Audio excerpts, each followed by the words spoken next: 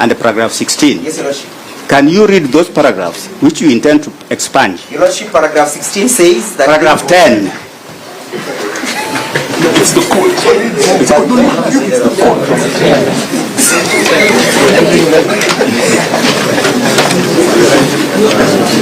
And Your Lordship, may I take note that these paragraphs have been expunged? We have not expunged those paragraphs. It is your application. Expunged them.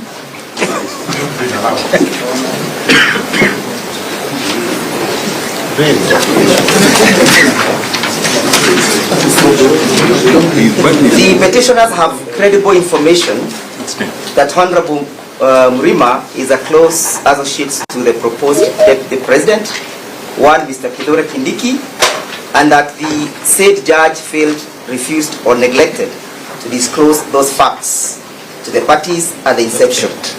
The basis of the application to expunge that particular paragraph is on the basis that the same has been linked to the affidavit sworn in petition 015.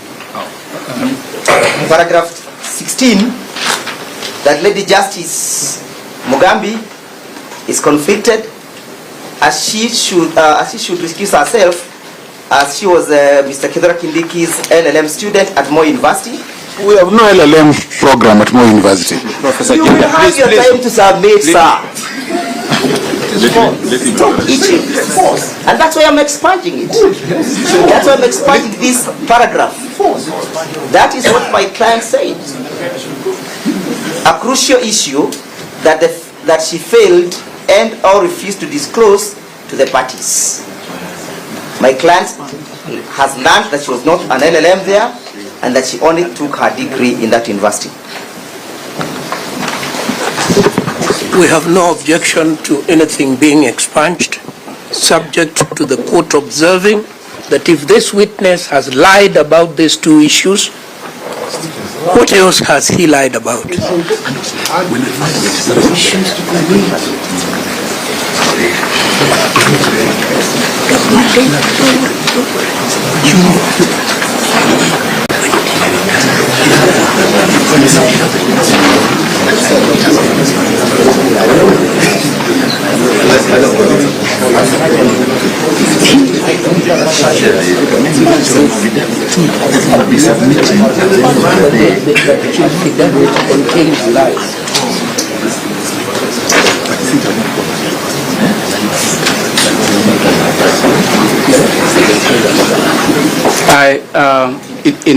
In a ruling, because application has been made and the response is there, but we decline the invitation to expunge those paragraphs. They will remain as part of the record. You are so right.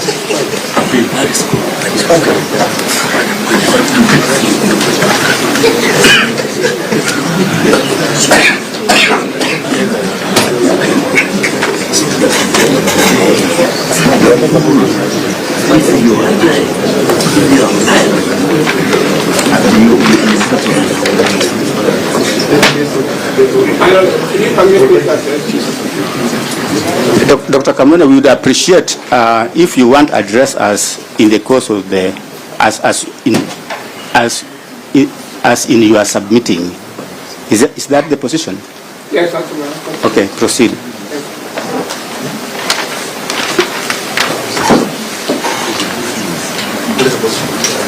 My other position, no question is that party. Are you supporting the motion? I'm supporting my line friends complaint to Ndegwa and Njiru as my friend is actually. You need to go.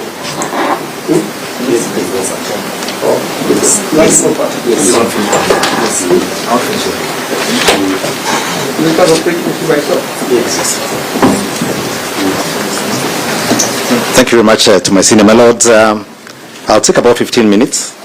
Mercifully, my issues are issues of law.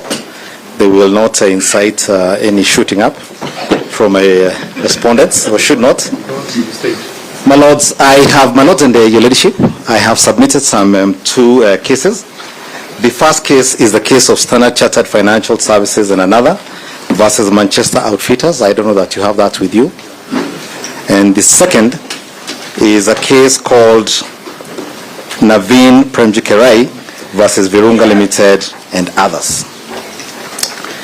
In the case of Standard Chartered Financial Services Limited versus Manchester Outfitters, and this remains, as far as I'm aware, the first case where the Court of Appeal reviewed a judgment, a concluded judgment, set it aside and varied it.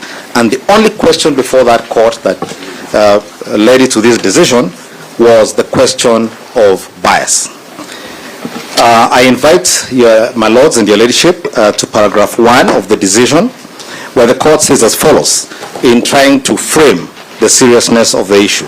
And I'm reading from the second line. It is a rare application in which the applicants seek to have the judgment of this court reopened, re-examined, declared nullity, set aside, and the appeal heard afresh.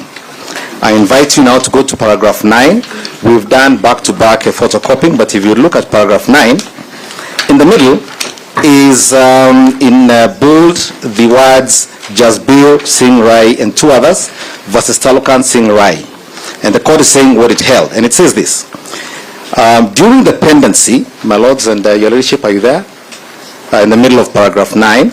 During the pendency of the applicant's motion and the respondent's preliminary objection, this court in a 5-judge bench decision in Jasbir, and they give the whole case there, held inter alia, that it was only mandated to hear and determine appeals from the High Court and could not revisit its own previously concluded decision, nor did it have powers to reopen and rehear a finally concluded matter. In light of the decision in the Rai case, it was deemed appropriate that since this matter raises similar issues, it be similarly heard by a 5-judge bench, hence the unusual composition of this bench. They are merely underlining the importance of the matter the court was dealing with. Permit me now, your Ladyship and my Lords, to invite you to paragraph 63, where the question that vexes you this afternoon is dealt with. At paragraph 63, they deal with a case which we've also supplied the court and my friends with. This is a well-known case of Senator Agostino Pinochet. But at paragraph 63, this is what they say. Bias, whether it is perceived or actual, undermines the public confidence in a judicial officer's ability to dispense justice. They then cite a caption by Lord Joff in R versus Gao. Justice